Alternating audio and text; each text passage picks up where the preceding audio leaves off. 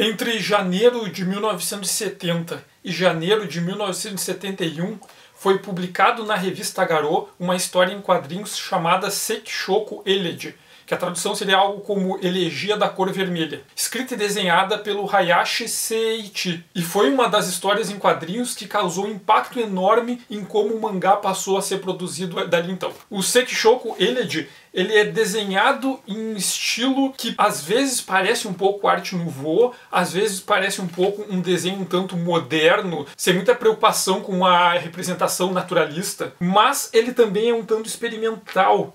E é um pouco difícil mostrar porque ele foi publicado em vários capítulos durante um ano inteiro. Então tem pedacinhos em cada edição da Garou. Mas a história, basicamente, ela se foca em dois personagens. Um casal de namorados, o Ichiro e a Sachiko. E os dois trabalham na indústria da animação. A história ela começa primeiro apresentando o Ichiro. Tanto o Ichiro quanto a Sachiko são jovens, eles têm uns 20 anos, e o Ichiro ele foi para a cidade para tentar a vida como desenhista, e ele consegue um emprego como animador. E a história começa justamente com o Ichiro insatisfeito com a vida de animador. Inclusive tem esse quadro em que várias pessoas perguntam: ah, você é um animador, mas isso é um emprego, isso dá dinheiro mesmo? A função dele como animador é uma função industrial e repetitiva. E ele queria mesmo era ser autor de história em quadrinhos. Ele foi para a cidade para tentar virar um autor de mangá. Só que a renda que ele conseguiu foi atuando na indústria da animação. Então ele chega um momento que ele percebe que ele não quer ser mais um animador e quer tentar a carreira como quadrinista. Então ele larga o emprego para se dedicar exclusivamente a tentar fazer a história em quadrinhos dele. Então o Ichiro tem um problema que é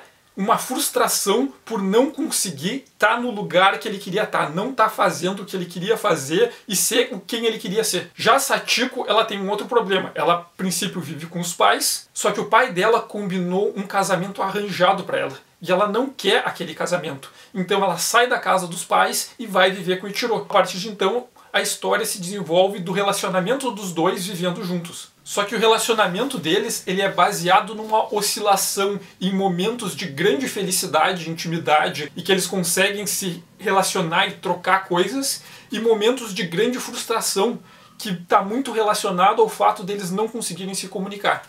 A Sachiko, ela gosta muito do Ichiro, só que chega em um ponto em que ela não consegue mais manifestar para ele como ela se sente, porque ela não sente reciprocidade naquilo. Então ela investe naquele relacionamento, ela se dedica pro Ichiro, ela continua no trabalho dela como animadora para contribuir no sustento dele, enquanto o Ichiro tá trancado em casa se dedicando exclusivamente ao trabalho dele, de fazer a história em quadrinhos dele, que ele quer ser um autor. Ela tá lá dando suporte nas questões domésticas, porque repetidamente ela chega em casa e o Ichiro passou o dia inteiro desenhando a história em quadrinhos dele, vai dormir e deixa tudo bagunçado, e ela chega e a primeira coisa que ela faz é lavar a louça que ele deixou acumular. Então ela tá investindo naquele relacionamento, ela tá se dedicando, mas em vários momentos parece que o Ichiro não consegue retribuir para ela. O Ichiro tá muito preso nas questões dele próprio.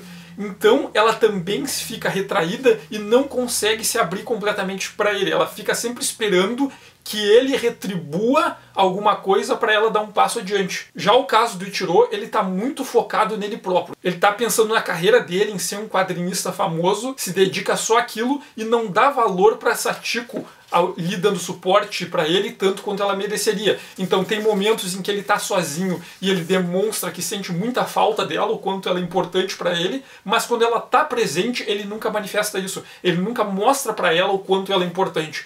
Então o relacionamento dos dois é baseado numa grande frustração, em que essa frustração se dá porque eles não conseguem se comunicar um com o outro. Então toda a história em quadrinhos, ela foca nesse relacionamento dos dois convivendo juntos, deles tentando estabelecer vínculos, eles compartilhando vários momentos, mas chega em momentos em que eles não conseguem ir adiante porque um não consegue falar com o outro. Então tem momentos que dá vontade de pegar o Ichiro e sacudir, dar uns tapas na cara dele, porque ele não coloca pra fora o que ele precisava falar pra Sachiko, e quando ela não tá perto, que ele fica expressando o quanto ela é relevante pra ele. Então existe um grande desencontro emocional e afetivo neles. Apesar de eles estarem conectados e se importarem muito um com o outro, eles não conseguem transformar essa conexão em algo plena porque nenhum deles dá um passo adiante que seria necessário. E um tá sempre frustrando o outro e frustrando o outro com as próprias frustrações. E pra gente entender a importância e o impacto que foi o Sekishoku Elegy quando ele foi publicado originalmente nos anos 70, a gente tem que entender um pouco do contexto e das referências. Assim, é uma obra que claramente foi influenciada pelos trabalhos do dos irmãos Tsuge. Mas é uma obra também que depois que ela foi publicada, ela influenciou bastante os trabalhos posteriores dos dois Tsuge. E uma outra influência importante para o Sekishoku Elegy é o trabalho do Dazai Osamu. O Dazai Osamu é um autor que está vinculado com a tradição do Atakushiki Soshetsu, dos romances do eu, que era uma corrente literária forte no Japão da década de 1910 e 1920, que ela está associada com uma leitura japonesa do decadentismo. Ela tratava muito da era Taisho, ali da década de 10, começo da década de 20, mas a partir de uma perspectiva da decadência que veio junto com a modernização do Japão, com a ideia daquele camponês que vivia no campo, que foi para a cidade para tentar melhorar de vida diante da industrialização do Japão, mas o que essas pessoas encontraram no ambiente urbano industrializado do Japão dos anos 10, dos anos 20, até os anos 30, naquele Japão antes da guerra, era um espaço nada acolhedor, era um espaço decadente, eram trabalhos que pagavam pouco e super exploravam as pessoas, o crescimento urbano não planejado, aquele monte de casas amontoadas num ambiente sujo, sem iluminação pública adequada, aqueles bares sujos. É como a modernização,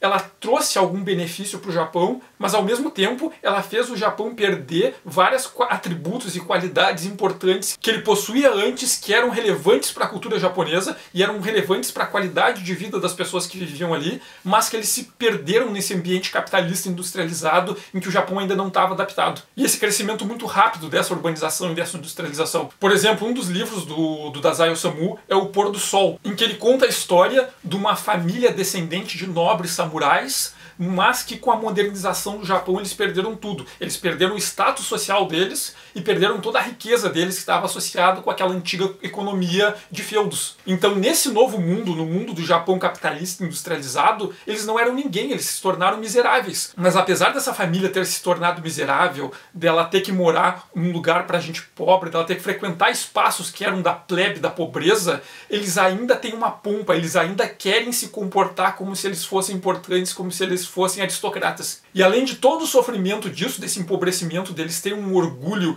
mas serem colocados numa vida miserável, eles ainda têm relações horríveis uns com os outros, eles não compreendem os sentimentos dos outros, eles não conseguem interagir e se comunicar uns com os outros, que faz com que a situação fique ainda pior. O Dazai também foi o autor do Sujeito Desqualificado, ou Não Qualificado para Humano, que tem várias adaptações para animação e quadrinhos, uma delas até do Ito Junji. E o Dazai, como outros autores do decadentismo japonês desse período, ele está associado com toda uma tradição pessimista e suicida. O Dazai Osamu é um cara que ele tentou se suicidar várias vezes, até ele finalmente conseguir se suicidar. Ele e a esposa se atiraram no rio, e o cadáver dele só foi encontrado vários dias depois, inclusive foi encontrado no dia do aniversário dele de 39 anos. Então o que o Hayashi fez no Sekishoku Elegy foi pegar todo esse decadentismo da tradição do Atakushi Shosetsu, que estava lá vinculado com a era Taisho, do pessimismo pós-industrialização japonês, e ele recoloca esses valores no pós-maio de 68. Então, tanto o Ichiro quanto a Sachiko, eles são alegorias para os jovens que participaram daqueles movimentos do maio de 68 e logo após, que queriam se rebelar contra aquelas autoridades,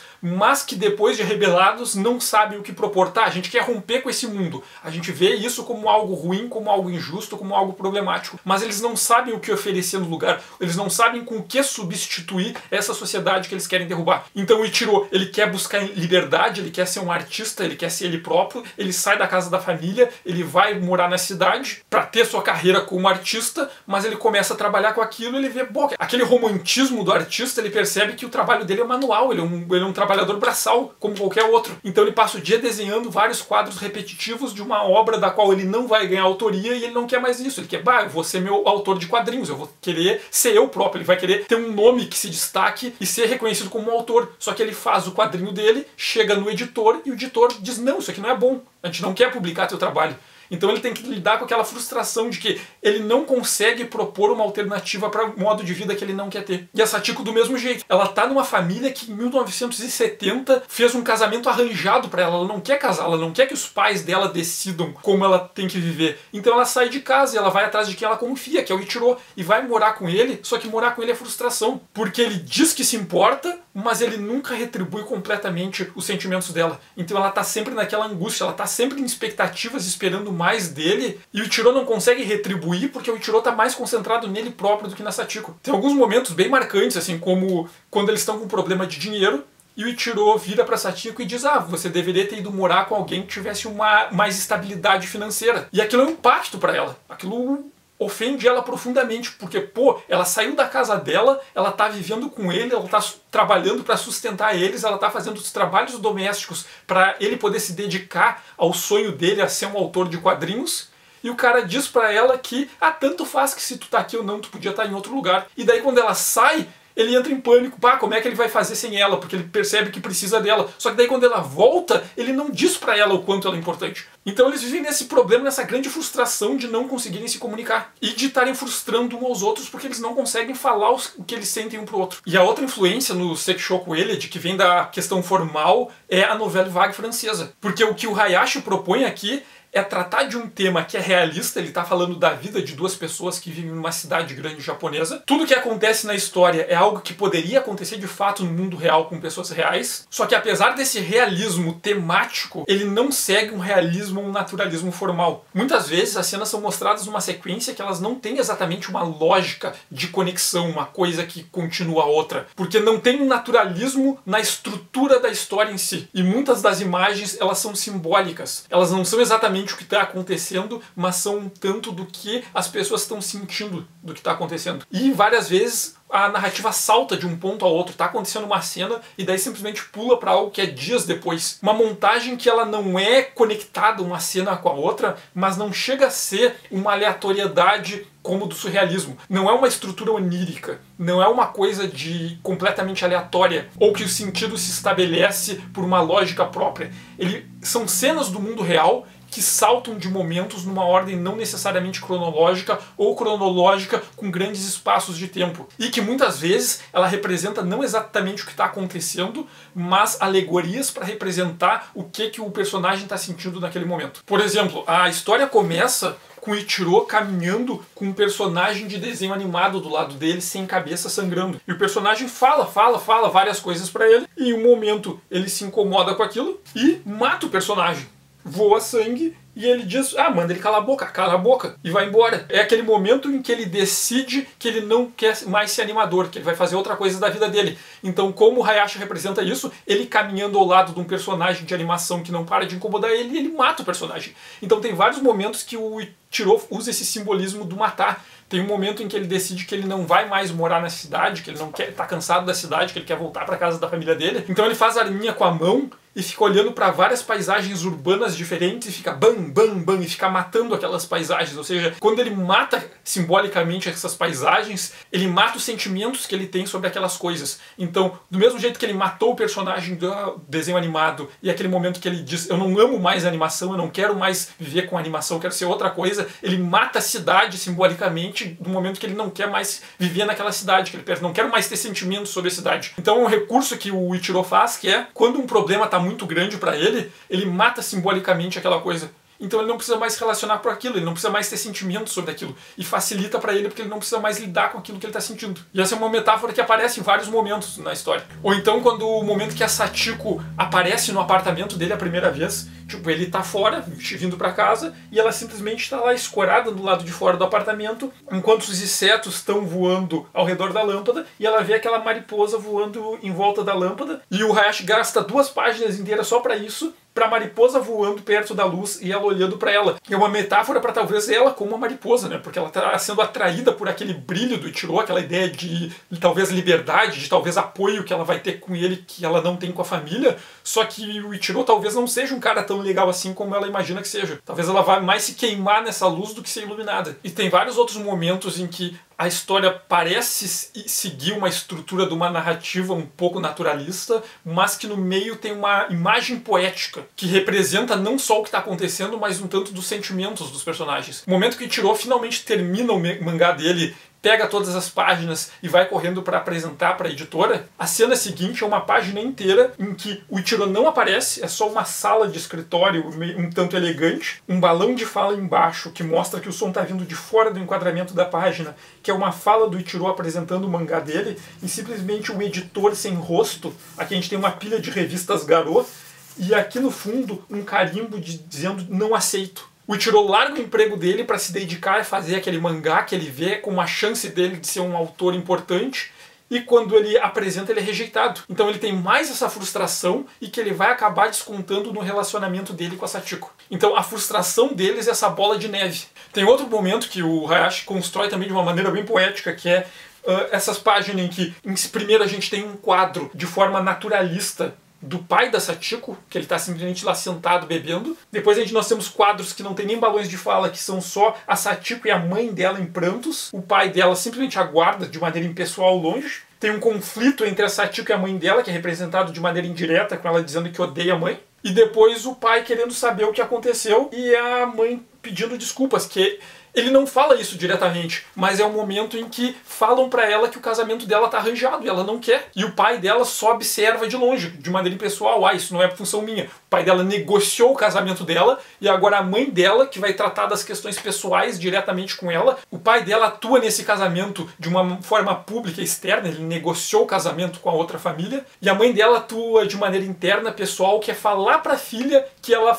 tem um casamento arranjado. E a Sachiko, quando vai morar com o Ichiro, ela acaba percebendo aos poucos que ela tá entrando nisso de novo, porque enquanto ele tá lá se dedicando para fazer o mangá dele, seguir o sonho dele, ela tá lá apoiando ele, e ela que tá tendo o trabalho assalariado para sustentar eles, é ela que tá fazendo todos os trabalhos domésticos de casa e dando suporte para ele, e não tá recebendo o afeto que ela precisa. Tem uma outra cena também que eu acho bacana, que o Hayashi usa essas indiretas visuais poéticas, que é quando eles se encontram num café para falar justamente sobre os conflitos entre eles, e conforme eles vão conversando, vai aparecendo vislumbres de monstros no fundo, atrás dos quadros. Quando o assunto finalmente vai chegar num ponto em que eles são completamente opostos, numa questão que é um grande conflito para eles, o Hayashi desenha uma cena do King Kong contra Godzilla. Um conflito entre duas grandes forças da natureza que são imbatíveis e que ninguém pode vencer. Então o Sekishoku Elegy, ele vai ser importante para os quadrinhos japoneses, porque ele vai mostrar a possibilidade de se contar uma história que ela é naturalista, que ela é realista, é sobre o mundo real, é sobre coisas que podem acontecer no mundo real com pessoas que existem. Ela é toda baseada em questões sentimentais. A âncora dela é emocional, a gente lê, a gente começa a se frustrar, a gente começa a ver o que essas pessoas estão sofrendo. Dá vontade de pegar o Ichiro e dar umas porradas nele para ver se ele se endireita. Mas ao mesmo tempo, com uma estrutura narrativa que não é realista e que não é naturalista. Uma estrutura narrativa que é poética, que não precisa seguir a mesma lógica do mundo real. Que pode usar metáforas visuais, que pode saltar na linha do tempo, pode ir lá na frente, pode pular dias, pode voltar. E ainda assim ter uma história que é extremamente impactante, que é extremamente sensível, que ela pega o leitor pela sensibilidade. E o Sekishoku Elegy foi tão importante que isso influenciou um monte de gente depois. Tem várias obras do Tsuge, por exemplo, que eles já tratavam de questões das frustrações do sujeito nesse Japão contemporâneo, mas que eles vão começar a construir as imagens também de maneira um pouco mais poética. E vai inspirar também vários outros autores.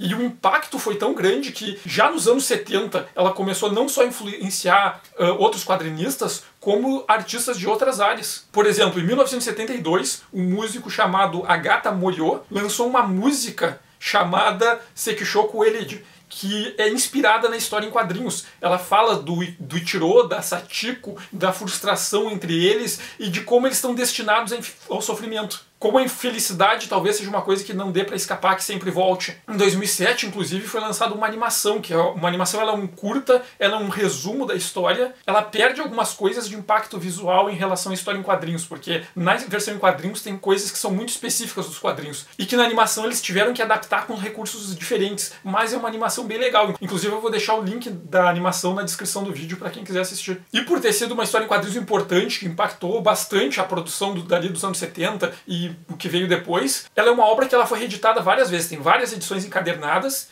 e para quem não sabe ler japonês ou não tem acesso às edições japonesas, ela foi publicada nos Estados Unidos em inglês com o título Red Colored Elegy. Então ela também está acessível em inglês. Então se vocês derem uma procurada, vocês conseguem encontrá-la em inglês. Então o Sekishoku Elegy, ela é uma obra extremamente importante porque ela deu um novo paradigma do que poderia ser feito nos quadrinhos japoneses. E que ela tem um apelo não só pela poeticidade da estrutura dela, como pelo apelo emocional. Ela pega o leitor justamente pelo impacto da força do vínculo emocional que os dois protagonistas têm.